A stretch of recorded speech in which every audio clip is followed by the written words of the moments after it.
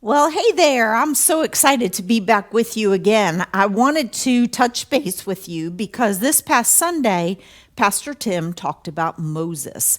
And he didn't tell us the whole story about Moses, so I thought that it'd be fun for us to read a book today.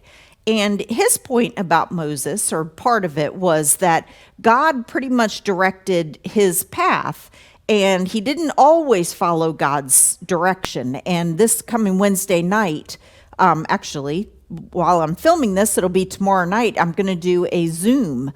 And we will be talking about God being in control of our lives. Not like he's going to use a remote control on us, but we need to have God in control and not other things. So I'm going to read the book about Moses for you right now. One day, as Moses was watching his sheep, he saw a strange sight. Bright flames of fire burned from a nearby bush, but the bush didn't burn up. When Moses took a closer look, he heard the voice of God. God wanted Moses to go to Egypt and tell King Pharaoh to let God's people go. Pharaoh was mean. He made God's people work as slaves. God promised to help Moses. So Moses set off to see Pharaoh. Moses warned Pharaoh that if he didn't let God's people go, bad things would happen. But Pharaoh wouldn't listen. So God sent swarming bugs, thousands of hopping, croaking frogs, and a pounding hailstorm. Finally, after lots and lots of bad things happened, Pharaoh agreed to let God's people go. So Moses let God's people out of Egypt. But then mean old Pharaoh changed his mind. He sent his army to bring the people back. Then God sent a big wind to split the sea in two so the people could walk across on dry ground and get away from Pharaoh's soldiers. When Pharaoh's soldiers stepped onto the path, the water came crashing down. After God's people escaped from Egypt, they camped in the desert. Then Moses went up on a mountain to talk to God. God gave Moses special rules for everyone to follow.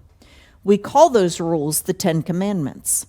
When Moses came down from the mountain with the 10 Commandments, he saw the people worshiping a golden calf. This made God very sad.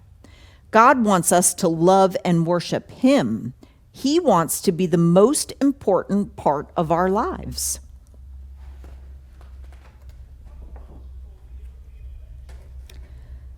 God wants us to follow the 10 Commandments too.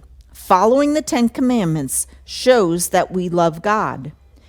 Can you find the children in this picture who are showing their love for God? What other ways can you show your love for God? The 10 Commandments can also help us remember to love others. God wants us to love our families, our friends, and even people who we don't know. Can you find the children in this picture who are showing love for others? How can you show your love for others?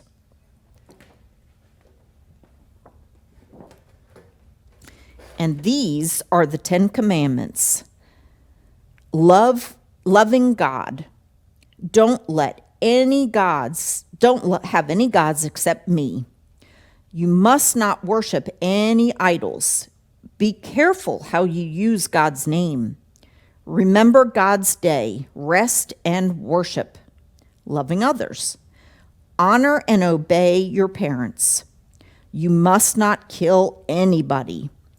Stay with your husband or wife. Do not steal things from others.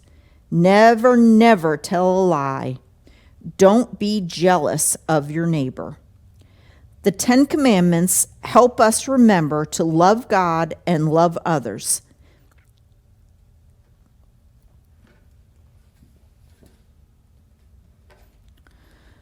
So, in our book, we learned about the Ten Commandments. And you already know most of those because they're written on our hearts. But sometimes we forget, and sometimes we don't follow all the right ways. And God doesn't want us to worship him because he just wants to be the center of attention. God knows the absolute perfect thing for us to do so that we will be happy and so that we will be successful in our lives. So the Ten Commandments aren't rules of don't do this, don't do that. The Ten Commandments are rules to help us live our best life.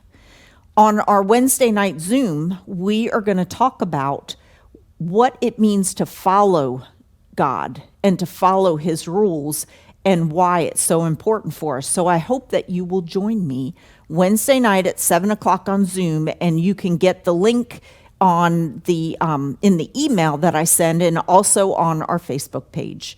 I hope I see you there. I'm so excited to see your smiling faces. See you soon.